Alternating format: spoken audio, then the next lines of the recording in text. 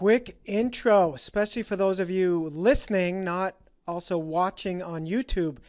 I must tell you at the opening, you'll hear me right off the bat being exuberant. Well, at the exact same time, Tom has his arms up in celebration and then later breaks into some little dance moves. So I hope you'll check that out. But I also want to make sure you understand. That's why I get so excited saying we didn't plan this. It was pretty amazing that we both spontaneously opened up, just showing our fun, sober, new personalities. So I love it. And those of you that are loyal followers, listeners, watchers will recognize Tom. He was on my first two podcasts. He was my guest for the first two. We had to break it up into two parts.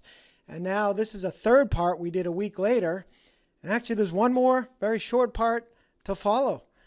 We just kept on going and going. And as we talk about at some point, we could do a weekly podcast for sure, if not daily.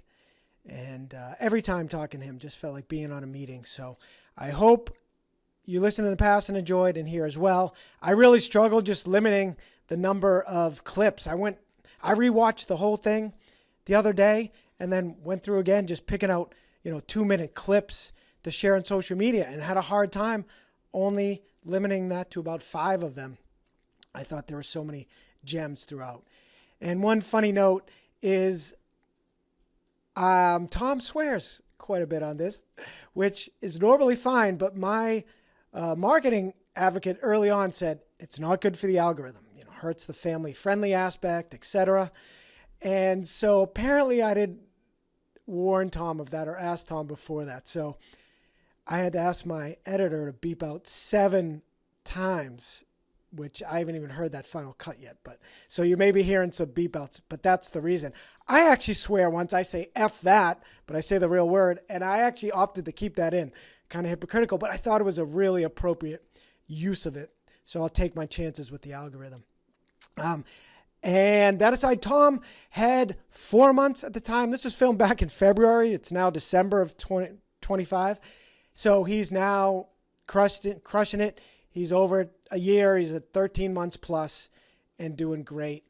And lastly, update on me. I think I finally put a stake in the ground, launching my community, recovery, sobriety, ADD community mid-January. Right now, I believe January 14th.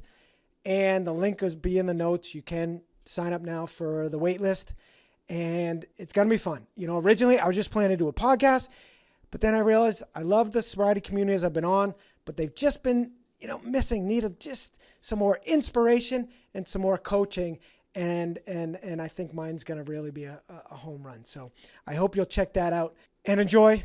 Thanks for listening, watching, etc.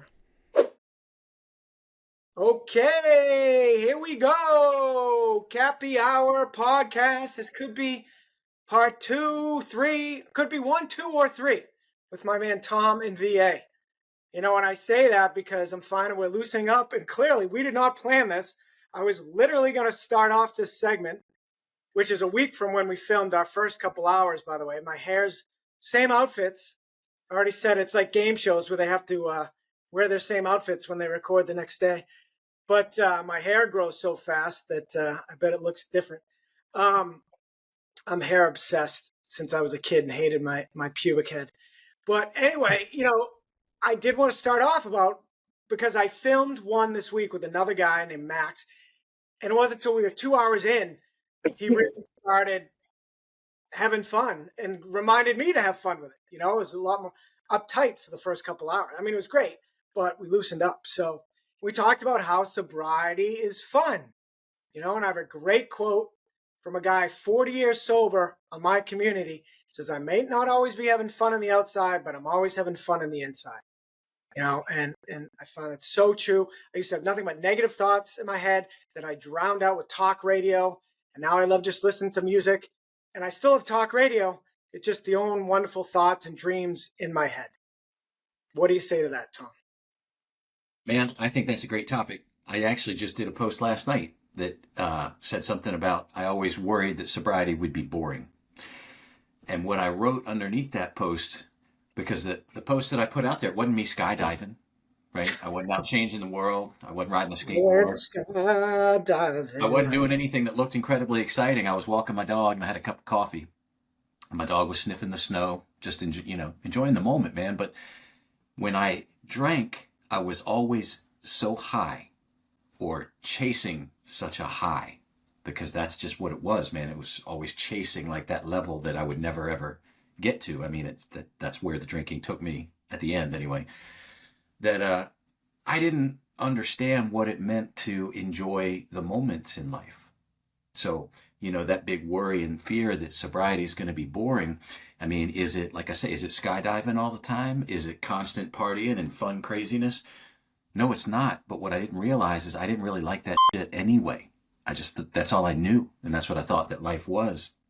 But I was also blasting right past all the moments in life that really mattered. Right? You know what I'm saying? If that makes any sense. So like Yeah. walking the dog, enjoying the hell out of my coffee, looking around at Mother Nature and watching my dog enjoy tromping around in the snow, like that is fun. That is a type of fun. That's a moment. And it's a moment that I just never had time to appreciate because I was either hungover and feeling crappy from partying, looking forward to the next time that I'd be able to drink and party, actively drinking. I mean, it was just a cycle. It was a hamster wheel, man. It's like when you're going through all of that nonstop, I didn't enjoy the life that was right in front of me. So the life that I'm finding right in front of me now that I'm 4 months in is pretty great. Pardon my language. But I mean, it's like there's so many moments to enjoy, like my kids and my wife and my private time and my dogs and just living, like doing everything. Just, it feels like Pink Cloud. My Instagram name is Pink Cloud Life. And I picked that just because I thought it was cool, but I had no idea how much it would really fit me. I've heard people say, oh, beware the pink cloud because it goes away and then your life is going to be whatever, whatever. I mean, I hope it doesn't, but for me, it's not because I'm enjoying out of all the moments in life, and it isn't boring. It's calm and it's peaceful and it's content, and those are things that I just never experienced before. So the whole sobriety being boring thing, completely not true for me, man. It's just a whole different type of life. It isn't boring. It's peaceful and it's wonderful for me. Yeah, absolutely. And, fun is a relative term. And, I was just talking to Max about going out or like coming home from a Super Bowl party sober. And he's like, yeah, and it's fun when you hit the pillow, something like that. It's just, I was thinking that last night. Going to bed sober is friggin' fun. I love it, man. I enjoy every minute of it. Being single, especially, so I get to have a nice freezing cold bedroom, unlike when with the ladies that need it to be, Lord knows, 70 degrees. And I just climb under my covers. I get on my phone and I just look at nonsense and do the Wordle before bed every night and just have a grand old time, man. Right? Just fun can be. One thing we're not having is unfun, which is a life of drinking, right? Drinking in the end, for those of us that, once we get to that point, I love to say it only works for 20 minutes. From then on, you're in buzz limbo, chasing a bad buzz. There's really nothing fun about it, right? Can you hear? Can you hear the dogs in the I background? was wondering. Yes. I'm You warned sorry, me of man. it. I did. I warned you. But yeah, the reality of it is if I were watching this podcast and it were 5 years ago, 5 years ago I couldn't envision any life but drinking, and I wouldn't have listened to what you and I were saying. I would have disagreed. I would have not taken it to heart. I would have thought that you and I were talking to other people, not to me, because I had to get to a point where I really was able to admit that it was a problem, that it was not fun, and that when I was drinking, I was thinking only about drinking. I wasn't present in the moment. I wasn't out having a good time because I was drinking. I was just drinking. But I wouldn't have admitted that or understood it until I was ready to admit it. So even these words that we're speaking, which ring so true to me now and are so impactful and so important, maybe for people like me that are early sobriety or considering sobriety, the people that are listening in those instances might take a lot of value from what we're talking about. But if it were me 5 years ago, I'd have just clicked next because I just couldn't accept that I wasn't having fun, that I wasn't living my best life, that alcohol wasn't for me because when you drink the way that I did, and for the length of time that I did, your brain, my brain, I keep saying it's me, I'm talking about, my brain went to great lengths to protect the alcohol. Great lengths. I told myself I was having fun for years and years and years and years after it was no fun anymore, man. It was just drinking. And drinking takes care of itself. So everything you're saying sounds like a blessing to me, man. When I get excited when I get in bed before 10 o'clock at night. I'm like, oh, I've got all this time to myself and I can do whatever I want. I'm going to feel so good in the morning and I'm going to do whatever I want the next day. It's like alcohol doesn't have to control the rhythm anymore, and it doesn't control the way my day is going to go. You and I talked about this a little bit, but if I had a drink at lunchtime, like, people sometimes have drinks at lunchtime, my day is like gone. That's it. I don't have the control anymore at that point. I don't have the control to be the version of myself that I might want to be on that day anymore, and probably the next day, because that's how drinking became for me. It was this huge escape. One drink, gone. So, I feel for the people that can't appreciate the things that we're talking about, and just hope that anybody that really has a problem like drinking became for me will find what they need to find. But I also understand that there are people that might watch what you and I are talking about and think, that's just, those guys are losers. Because I felt that way about people like us when I was actively drinking, and it's because alcohol protects itself. Yeah, well said. And well done with the dogs. And by the way, this platform has a ability to eliminate background noise, so I don't think it'd be an issue. So as long as you could handle it, well done. I kept waiting for you to break. Yeah, no, we just got a puppy, and she's right outside that door. That's her area where she's allowed to poop and pee, and I'll have to clean it up when we're done. But she gets fired up, man. It's fun. That's another thing, man. It's fun. If I had a hangover, it would be nothing but annoying, and I'd be pissed off. Life's just easier now, man.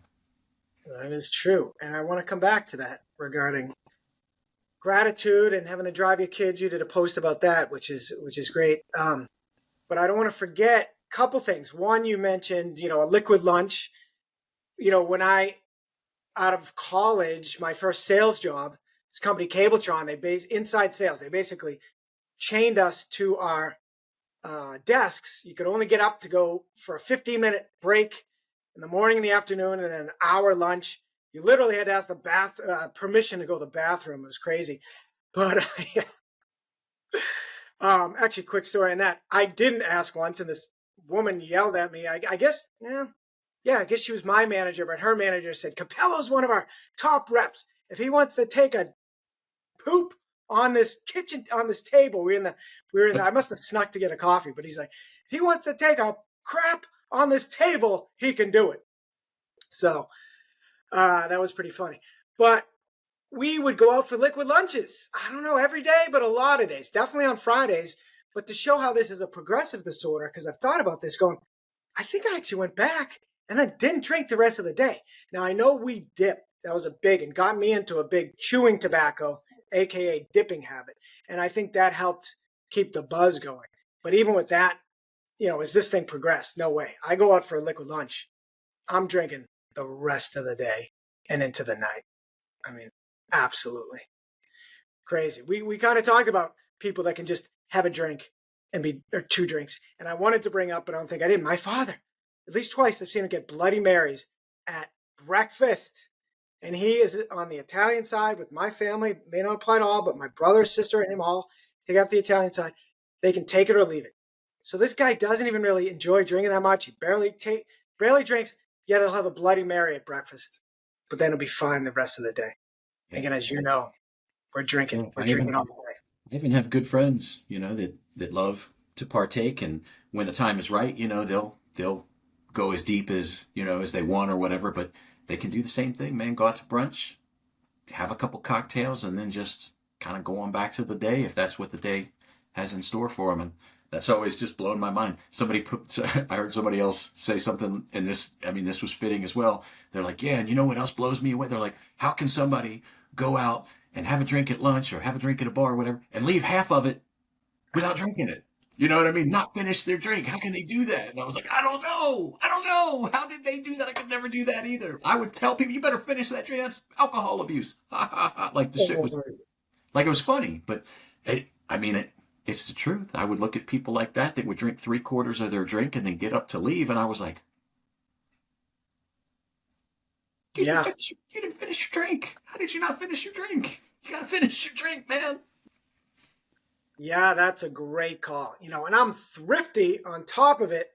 Thanks, Dad. So for that reason as well, hell, I paid for that thing. But it's true. I'm drinking that thing as well. But Yeah, I man. thought about that recently. I'm like, all those extra gulps that I didn't need. I knew I didn't need any more alcohol, but I was not leaving that drink. And especially from the thrifty point, it's already paid for either way. So all I'm doing is hurting myself by drinking that thing. But combined with the alcoholism, I was not leaving that thing. And you know what I do now, interestingly, not often, but NA beers, I will leave maybe never more than, say, a third or a quarter of it. But I'll say, if we're leaving, we're leaving because it's not going to do me. What good is it going to pound me? It's not giving me a buzz. So what good is it going to do other than that I paid for it? But that's probably how normal drinkers think of it, right? Other than the thrifty aspect, they don't think that they need that extra few gulps. No, that they're going to regret it because they got to get home. That's the thing, right? You got to get home without drinking any more. Yeah, crazy, crazy. I will say I never drank once I got home from a night out drinking. I know. So we all have different forms of our disorder. Some would just keep on drinking. I'm like, you're going to bed. What is the point of that? But everybody's different. I don't know. You have a comment on that?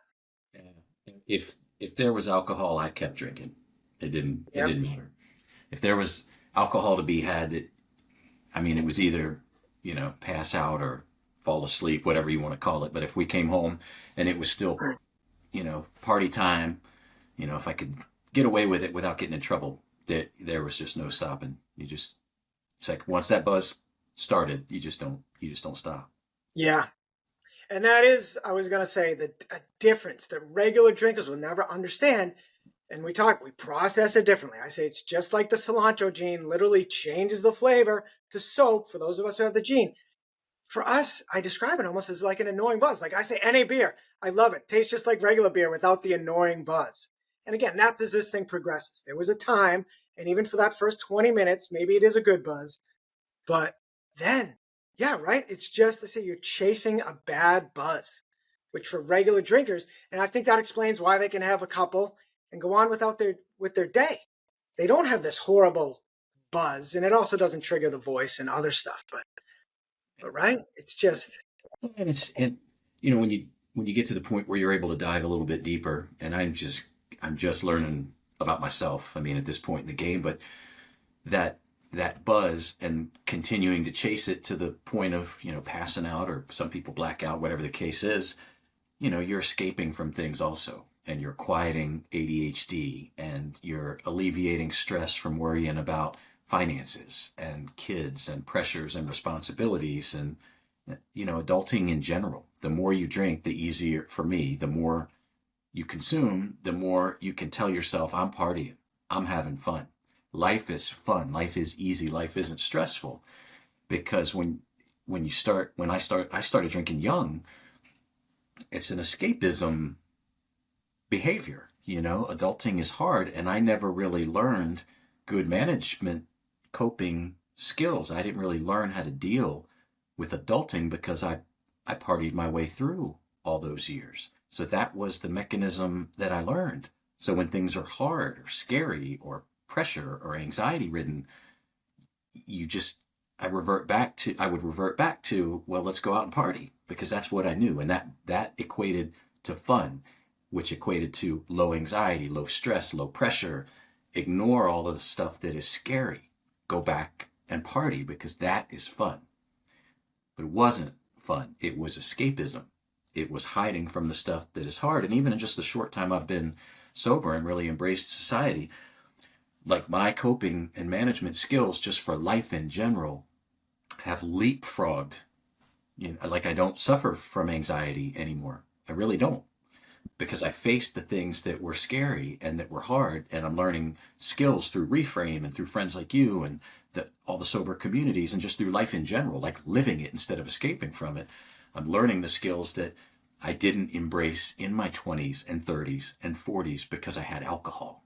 So life is is it's like I'm speed learning, and it gets better every day. I feel more relaxed and content and calm and less anxious because I'm dealing with life instead of drinking it away. If that makes any sense. So it isn't just chasing that buzz. That buzz provided escape from the pressures and the worries of adulting. So for me, it was very much an escape mechanism. 100%. And yeah, a great quote is that, it never really worked for us, often to say it stopped working for us. And it, in a lot of ways, it did, but it also didn't, because the opportunity cost of drinking was we never developed coping skills, as you just alluded to. You know, for I didn't drink. I was a little later than you because I was a runner in high school. I actually knew that, and even though Lord, it still wasn't talked about to this day that it's poison. Um, Even though don't judge regular drinkers because they drink within reason, but um, I guess low level poison, I suppose. But I even knew as a runner, I would not even take a sip. And it wasn't until the end of the cross country season, my freshman year at Providence College, that I just said, all right, that's it. I either got to stick with my running career or have a life. And I decided to just quit that and start drinking. But my point is, I walked into my dorm room freshman year. They happen to already be swilling in the room. We might even already talked about this last week, so I'll make it quick. I love this. I handled that discomfort. I mean, can you imagine now walking into a dorm room, like 5 guys already in there you never met, your first day of college, walk in with the parents, they leave? I would cave in a heartbeat now in that exact situation if I was of the mindset that I later became from a weakened prefrontal cortex due to all the drinking. But at that point, that cortex must have been so strong that I handled it not only that day, but for 3 awkward, uncomfortable months before I took my first drink. And then from there, boom, oh my God, this is magic. And I drank, yep, I used it as a tool from that day forward until I quit. Yeah, crazy. Well, thank God it wasn't until death do us part, because that happens. That is true. And I'm also glad it wasn't until I was 18 and a half or something. Um, I'm young for my class, so I was only, 18ish. But yeah, actually I was. I would have been, actually have just turned 18. Hell. Um, Less fake IDs because I needed mine until I guess senior year, but that's another story. Um, Although I'll quickly say, I think I remember my 21st birthday. I threw up in a pitcher, a empty beer pitcher, and I got thrown out of the bar. Yeah, yeah. Um, anyway, but back to the fun thing. I was thinking, sort of like at the beginning of this call, and you went like that and all this stuff. Like I said, I could be an actor now, which you are. I never used to think I could have that range of emotions. I now could convince anybody I was drunk. I give sober exuberance warnings on my shares when I'm super excited. I can also cry on a dime because all I have to think about is some of my really vulnerable shares when I was trying to get sober. It was once I got on there and I hadn't been declaring my day count and I came clean and I said, this is day one. And I bawled on that call. I referenced it just yesterday on a share and I got misty, so it's amazing how our emotions get freed through this process, but including exuberance, which again, I love that you were, doing it, man. In the shower. I mean, you should see me in the shower, but I need to do it more. I have to remind myself almost to act intoxicated. It's almost my goal to always be intoxicated on life. Right. And I feel that more and more the pink cloud for life, baby. I'm still in it. You're still in it, right? Yeah. I mean, I feel amazing every day. Like just driving down the road, I'm just like, golly, I'm just grateful because I feel good. And it's for me, what you just talked about acting or being goofy or whatever. I mean, part of my drinking was also was masking. I have felt my entire life like a little kid locked up in this body playing pretend in a grown-up world because I was a drinker. I didn't ever really grow up. I never really did mature, and alcohol was a huge part of that and a reason. So I've played pretend for a very, very long time, which means I've always needed to look good from the outside. I've needed to look good for other people, which led me to really care, overly care what people think about me. Just because I didn't want people to know the truth, that I felt like a fraud and a fake inside. Because I did, because I hadn't grown up. I didn't have any confidence. I lived with shame and guilt because deep down, if you drink like we drink, you feel ashamed of yourself on some level, and you feel like a fake. At least I did. So I cared way too much about what people thought because I needed to look good so that my secret wasn't out, that I was a sham, because that's what I thought of myself. I wasn't really. I mean, I've always done a good job. I've always been a decent person. I've always been a good father. I've always done a pretty good job, but I didn't believe any of it because I thought I was a drunk, because I kind of was a drunk. So part of the freedom that I feel now, that I think is in line with what you're talking about, is that now I don't care what people think. Like, I'm finally tiptoeing onto the verge of being proud of myself and starting to feel like, okay, I actually am pretty good at X, Y, and Z. At my job, my day job, I do know what I'm talking about. And I do a pretty good job. I do give my best. So I'm starting to feel like I can own that. And I just have never ever felt that way at age 52. It's probably very sad to say this out loud, but I'm trying to be open for your podcast and for you folks watching. I never owned any of that. I've always just felt like a fake. So even this early on, I'm so committed to sobriety, and I'm so happy for the changes that I feel. I'm starting to own these things in my life, which gives me the confidence and the freedom to not give a what people think. There's a saying that I heard a long, long time ago, but I never embraced it. I don't even know that I really understood it, but I do now. What other people think about me is none of my business. I Yeah, don't. we hit it last call. It's been so Yeah. long you forgot. But yeah, it's such a good. But it's the truth. I'm already at a point of feeling confident enough and owning myself that I don't care anymore. So that gives me the freedom. I can post anything that I want. I can act like a dit out at a restaurant if I want to, because I'm sober. I'm not doing it because I'm drunk. I'm not going to feel embarrassed tomorrow morning because I didn't remember what I had done, or embarrassed my wife the night before, started an argument over stupid.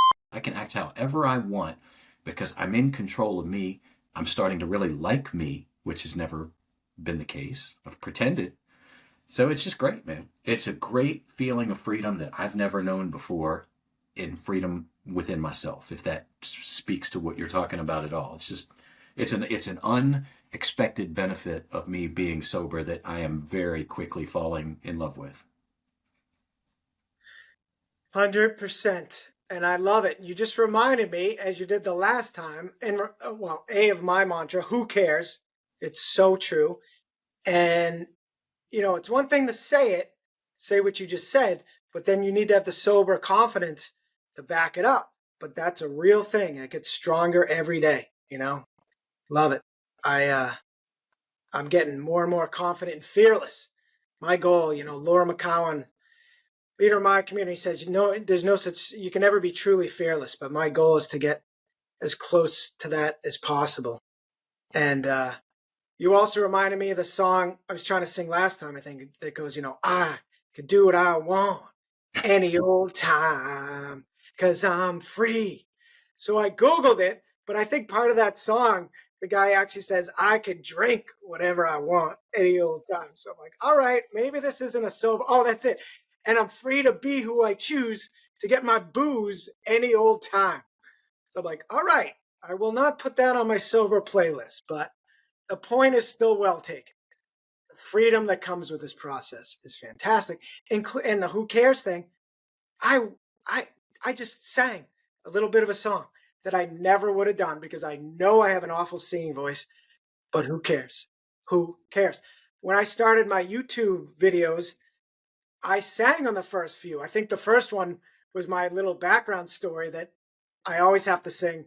My mother tried to make me go to rehab, and I said no, no, no.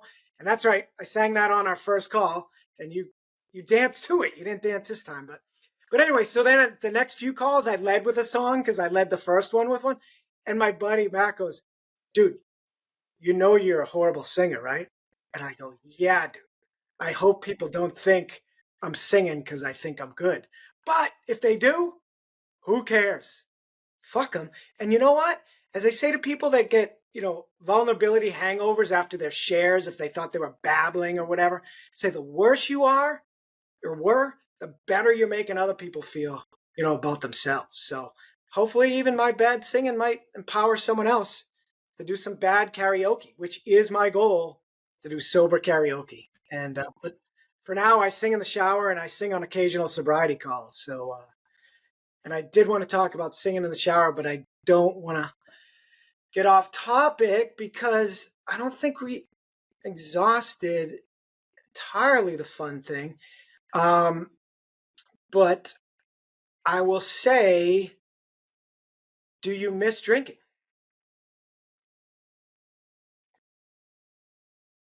I mean, it's kind of a loaded question. I've out of the gate, I want to say no because I really, I don't, man. The benefits to my life have so quickly and so greatly outweighed my drinking life that I don't miss it. I I lead a very, very social life. My wife and I have a lot of social, we have a lot of friends. We do lots of things. We travel a lot. I mean, I'm not a homebody type person. I've become a little bit more of one, which is cool because I actually like it. I like staying home now, and I never did before. But I mean, I'm pretty sure it's because it was easier to go out to party if we were out and running around. So I love the fact that I'm more comfortable at home. I like fixing things and doing things, and I just like being at home. But sometimes in certain social situations, I still feel like I'm supposed to have a drink. I feel like I'm not making much sense. No, I don't miss drinking. Sometimes when I'm out and we're in certain social situations, I feel like I'm supposed to have a drink. So I will turn to my NA beers or whatever just to keep something in my hand. So I'm not tempted. But I'm really not even tempted because I have completely surrendered to the fact that if I drink, it's only because I'm trying to get to a certain level that is not attainable with a feeling of buzz and escapism. So no, I don't. I really truly don't miss it any little bit at all. I am really so completely happy with the version of myself that's coming out of all this that I don't miss it. I'm going after things that I've wanted to do for, honest to God, 30 years. And I'm actually doing them now instead of getting to my nice, happy, lazy, drunk mindset and daydreaming about all the things that I would one day do that I never ever did. Now I'm actually doing them. I don't even have time to commit to all the sober projects that I have in different stages of haven't started this one, have started that one. This one's pretty far along. Like I've just got so many things that I'm excited about, and I don't miss drinking at all. I don't have time for it, man. I'm finally becoming the version of Mm. myself that I thought was in there for all these years, and I'm so thrilled with that person. I don't have time for drinking. So for me, this is I only pray, knock on wood, that this is a forever choice because there's just so much that I'm excited about with my life the way it is right now, and it's far far better than it was in the past 30 years. Love it. Absolutely. And you just passed 4 months, right? So reminder there. So it's going to even get less and less. I love stay sober, stay patient because any desire you do have when you're out with the fellas, whatever, will even get less and less and you'll get stronger. And I will give a reminder to you and everyone else, just you can never take a single sip because A, it's never just a sip. B, it's almost never just one day.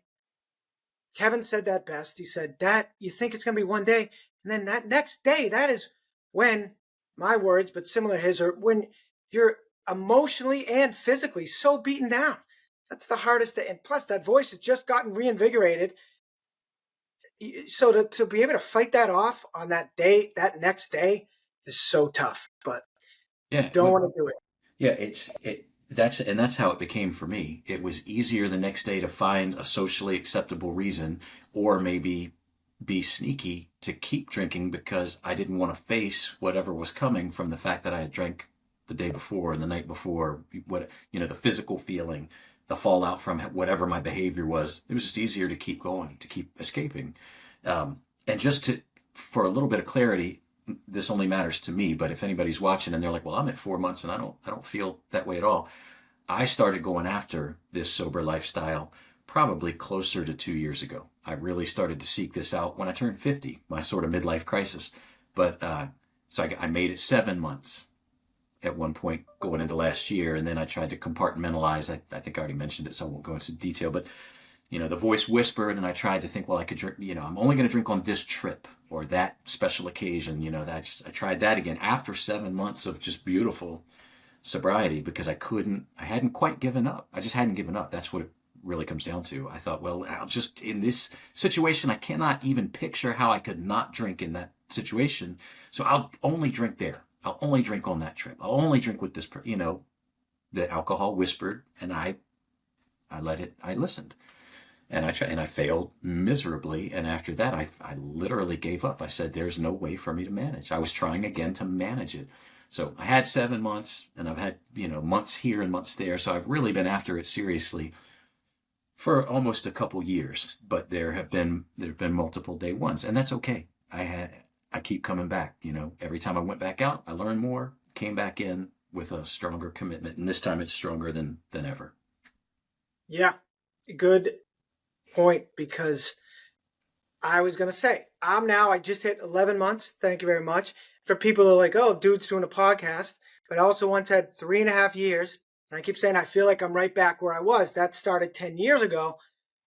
And it's been, for me, 6 years since I tried to drink normally, and 5 years of hell. And now I'm approaching a year sobriety. But by the way, they say that's the average that it takes to get sober, 6 years, which might sound demoralizing, but it hit me. You have a lot of control in that.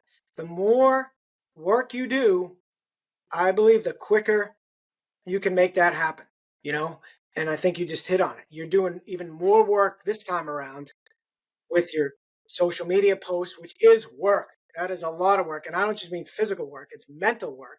That's doing hard things. Putting yourself out there and writing those posts as you do is part of the work. I film almost daily 90-second video for social media. That's a hell of a lot of work. I never recorded selfie videoed myself. I had taken selfie photos. Never mind. I never done selfie videos. That is hard friggin' work. And even talking on them, which, I've been meaning to ask you about that. You don't talk on yours, which I'd love to see eventually, but we can hit on that. But I don't want to forget that it reminds me when I had braces. Did you have braces? Should have, but I didn't. Yeah. Almost everybody did, but yeah, that's funny. But when you have braces, you may know from kids, whatever, you have to wear this headgear most cases to fix your overbite. And the more you wear it, the quicker you can stop wearing it, basically. So I wore that thing around the clock. Most would only wear it when they slept. My cousin Mary Beth never wore it, so she literally had braces for like 6-8 years. I wore mine everywhere. I'll never forget. I brought it in the car when we go on car drives. I wore it everywhere because I hated it, but I wanted to get it off quicker. So again, the more you do the work, and I outline on one of my YouTube videos, 10 of the main ways of doing the work. But the biggest thing is just doing hard things sober. And I'll end the thought with that. I'm glad you brought up your 7 months, because I was going to say, I don't want to sell you short. Your day count starts over. You do take a big resiliency hit when you slip, but you still have a big resiliency bank from that 7 months of doing hard things sober, which at minimum was just making it through the day sober. For us, that is a hard thing in itself. And I've got 3.5 years of doing hard things to pull from as well. So yeah, we have one of my favorite quotes, and this is from one of the reframe coaches, is because people come back and you use that term demoralized. I mean, and that's really the feeling if you slip or you go back out and have to come back in and start over. I wanted to start and some people don't start their day count over. And it's for that reason. Every day that you spent sober is a day working towards what you want. So it's however people want to count it. But I wanted to start over just because it makes me feel better. I want to know how many days I've committed to this sobriety, to this life. But I forgot what I was even going to. Completely just forgot what I was getting ready to say. 100%. Well, I can't imagine you just forgot that you were literally just talking about day count. but as it may have related to resiliency and how you pulled from the The 7-1. quote. It was a quote from one of the Oh, reframe coaches. oh, that's If it. you think Jesus. about days that you spend sober is like someone building a house. So every day that you spend sober, you lay another brick on that foundation. If you go out and slip or choose to drink or whatever the case is, you don't take away all the bricks that you already laid. They're still there. You just don't lay a brick for those days that you're out. And then you come back and you pick up another brick and you start laying that foundation again. So you grow from every day that you actively work on yourself. Every day that you stay sober and are intentionally sober, you've laid a brick. You're building that foundation. If you go back out, you didn't just destroy the whole foundation. You've learned, you've made yourself better. You're constantly building on everything that you've done to get yourself to this point. You don't lose it all because you slip. Yep. Yeah.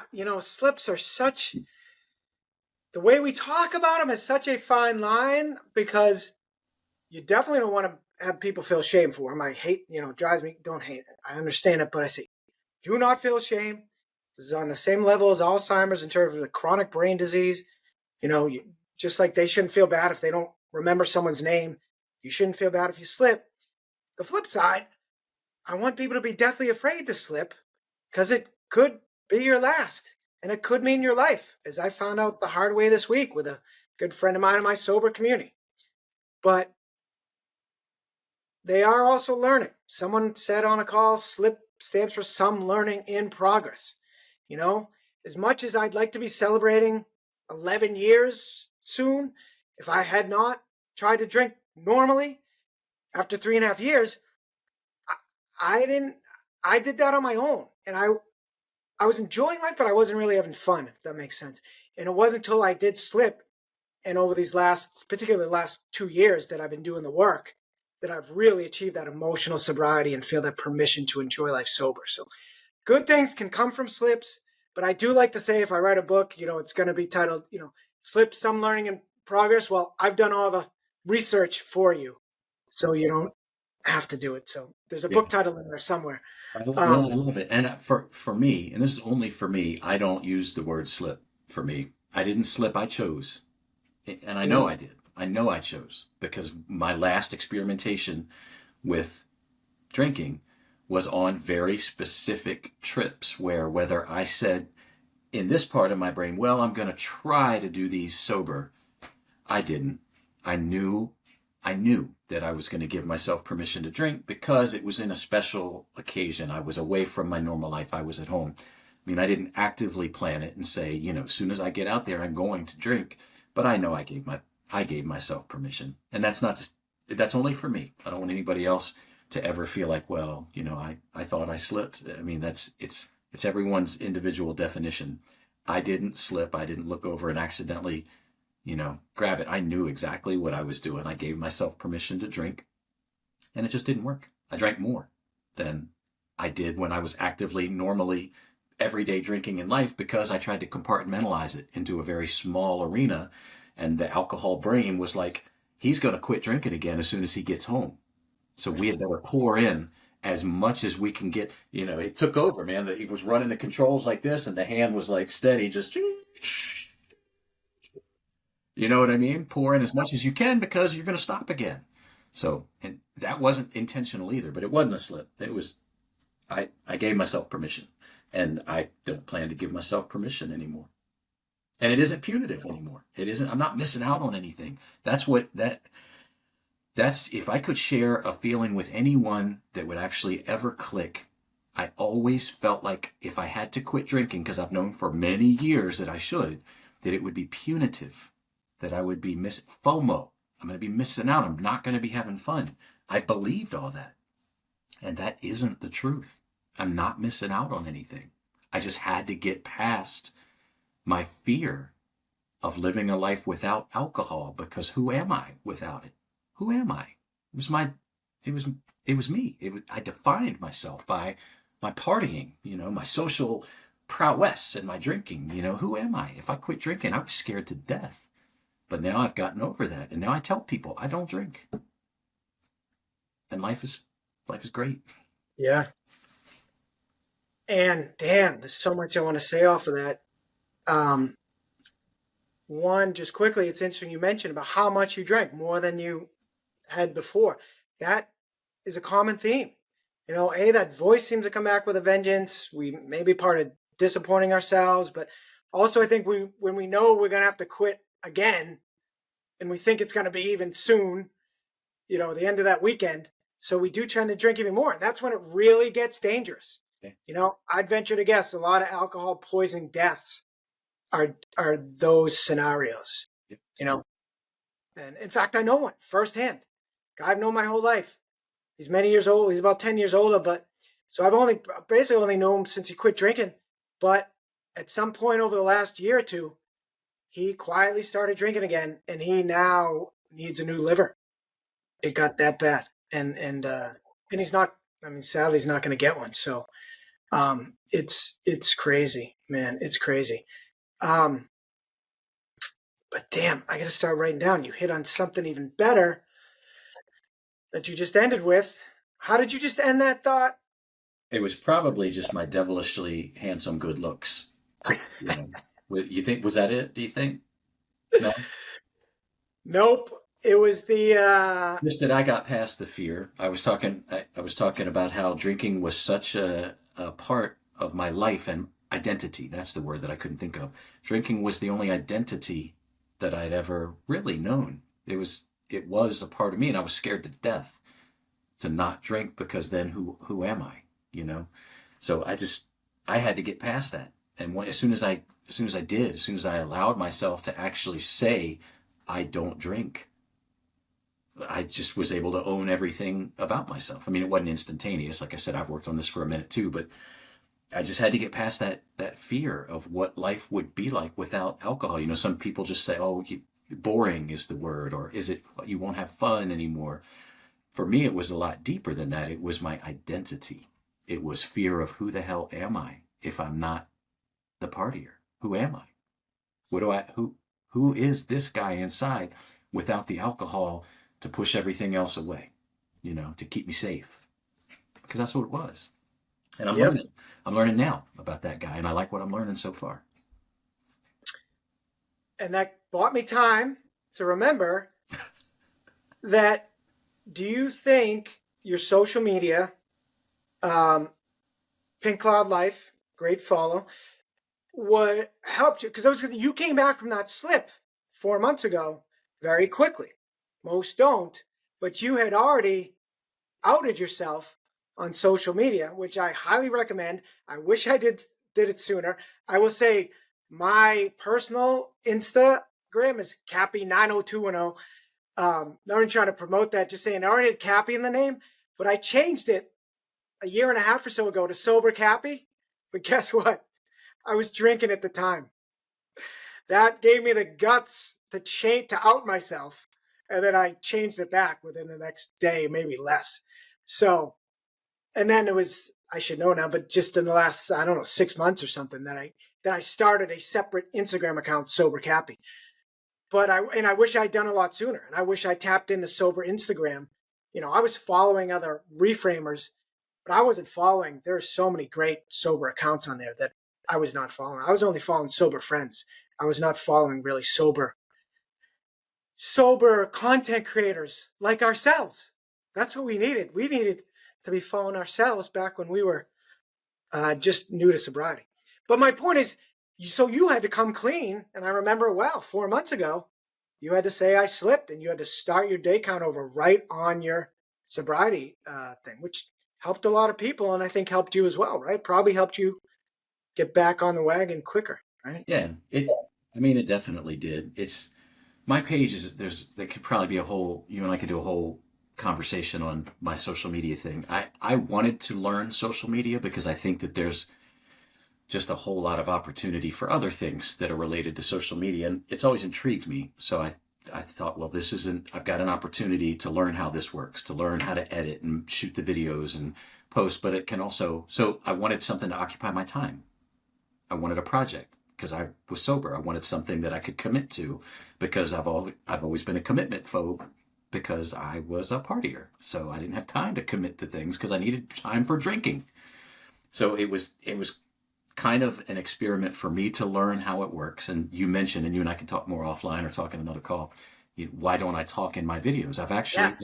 I've explored the results from videos that I've spoken to the camera and videos that I don't. And the ones where I don't talk have a crap ton more views. It's very interesting to me. It's like people prefer to watch other people's lives and then read some things than to be spoken to directly, at least in some cases. That's been my experience so far. But again, that's a whole other topic. So I started that page to help me learn something, to occupy my time, and to help with accountability. I didn't do it to help everybody else. It's grown incredibly fast, and I get a ton of comments, which is just amazing. They say once you're teaching other people things, it helps you to commit to it, and it's so amazingly true. Like every single day I get on that, and I have instant messages, direct messages from not instant, direct messages from people that are struggling and are like, "Thank you," or "Can you answer this for me?" or what. And I'm certainly not a seasoned professional at sobriety, but I'm in meetings and I'm doing the work, so I share what I know and what my experience has been. I never tell anybody else what to do. That's not my role. But it's just grown into something so much more. It was to keep me accountable and to learn how the social media piece works, really. But I mean, I didn't put my last name on there. You talk about, outing yourself on social media. I haven't done that on other social media platforms where I have existing personal stuff, and it's part of the stigma. I mean, I have a business that I have to care for. And there are a lot of people that still have certain ways that they think about those of us who are outwardly admitting that we don't handle alcohol properly. You and I know that that is brave, and that sets you on a level for even greater success in all aspects of life. But a lot of people don't see it that way. So I can't stand here as some big, champion of outing myself on social media, because I didn't. My last name's nowhere on that page, Cappy, and I didn't invite one single person from my existing life. That account started at true zero, and I just started posting. I did it for me because it made me feel accountable, and it still does. It makes me feeling more committed and more accountable now because of the way it's grown. It's like become a thing, so it's lovely. It's wonderful. It helps me tremendously because I have something in the sober realm that I'm proud of, that I look forward to every single day. And now it's even helping other people, which just blows my mind. But I'm very careful not to give advice. I don't tell people what they should do. I try to just share my experiences, my growth, and answer questions to people that ask them. But I'm not a coach. I'm not a mentor. I'm not a psychologist. I'm none of that. I'm just a guy who experienced 30 plus years of drinking that got way into a bad space. And now I'm learning a new way to live, and I'm sharing that with people, but because it helped me to share it. So that's where it is. That's what it is now. That's what it's gotten to. Yeah, it's good stuff. That's good stuff. And that answers a question I have been meaning to ask you. And it's interesting because, as you know, I mainly speak on camera. So it's funny.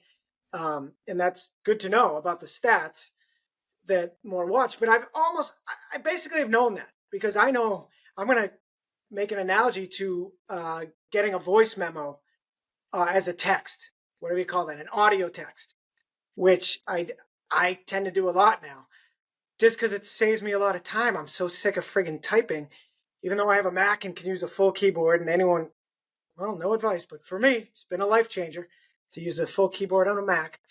That's you can't give advice. You have to say, this worked for me. And it implies I'm implying you should do it too. But it's true. It's all how you present it. But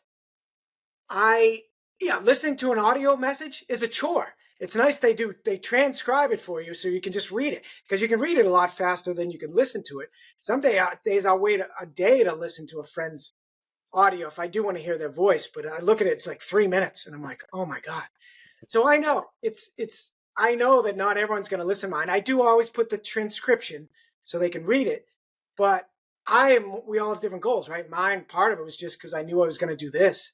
And believe it or not, I'm trying to cut verbiage to be less loquacious. I was giving you a little flack about that last time, and I listened back and I'm like, Jesus, I go on. And even I was listening back to my second guest, Max, and I was like, Jesus, people must be.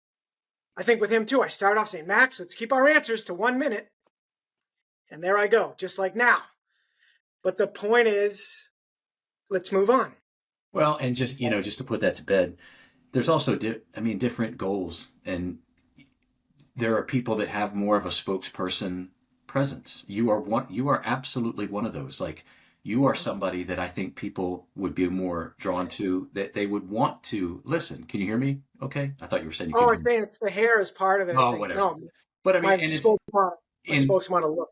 I have a background acting on camera. So for me, it also makes it kind of fun because I get to create little super short miniature movies. I enjoy setting the camera. I enjoy thinking about the scene. And it's all true. I mean, it's all real stuff. It's just things that I'm doing. But for me, that makes it more fun because that's what I enjoy. I mean, I like talking. You can tell, you can probably tell that from our 4 hours Yeah. of conversation so far, but it's just different. It's just, it's whatever works for different people. I really enjoy the acting part of it. I like the way that I do all my little scenes, and I do talk sometimes. But I will tell you, just in comparison to the numbers, I've gotten way more views from my little mini movies than I have from when I've actually spoken Right. to the camera. And I think I missed a joke. I wasn't pointing out your hair. I was making a bad joke saying my I hair is got, part of my I hair. got, All I right, got you. making sure. All right. I just want to make sure. I wasn't like, Tom, fix your hair. Yeah, that explains a lot too. I want to say to you too, how do you make the time for that? But you've obviously got a passion for it, whereas I really don't. I'm more about the efficiency of talking. Uh, and I will say, I'm on a group text with 5 friends from Boston, and at first they were all like, we hate voice audio messages," but they've now admitted they're like, "No, you're a pretty good storyteller. We like your voice tell." So anyway, um, segue to Hey, we talked about I'm gonna what's that? I'm gonna jump in and segue. You gotta go. I'm gonna have to bounce just because my lunch date is in about 8 minutes, and this I've been doesn't have to watching. be. Like you said, you and I may have this may be a weekly. This may be the Cap and Tom show at some point, but I know we haven't hit all the topics that you want to talk on. So let's keep the schedule moving, man. I hate to shut you down, but we've covered some great stuff. I mean, it's been a great call, but I'm gonna have to bounce. I'm watching my clock, and I got to be somewhere in about 7 minutes. No, absolutely. I've been watching for you, and I was gonna say preview for our next discussion, just about how not only part of fun is laughter, which I do way more. I wasn't laughing at all when I was drinking, basically, and I was reading this book about Navy SEALs. The ones that really made it were the ones that laughed and made jokes and all that. So I know you were in the Marines, so I'd like to get to that a little bit on our next call as well. So, And but and yeah. and happy Valentine's Day, brother. Oh, thank you, sweetheart. Same to you. Same to... All right. Awesome. So Until next we'll time. say till All next right. time. You got it. All Thanks, right. my friend. Thank you, my friend. All right. See ya. You're welcome. Cheers. Thank you. Bye. That'll do it. Once again, thanks for listening and or watching. Got to work on those smooth endings a little bit. Still a little abrupt. And as I mentioned at the outset, I'm launching my community mid-January. Be even sooner, but I'm going on a two-week vacation, which I never go on. And I always dread it going into it and wish I could just continue to stay home and attempt to overcome my ADD and get this thing launched. But just like I found with life now, when I'm home, I love being home. But when I'm out, love being out and don't even want to come back home. So that'll do it, I do believe. As always, please like, share, subscribe, and think about a review. I know no one ever wants to take the time, but it'd be greatly appreciated. So that'll do it. Stronger Sober. Peace.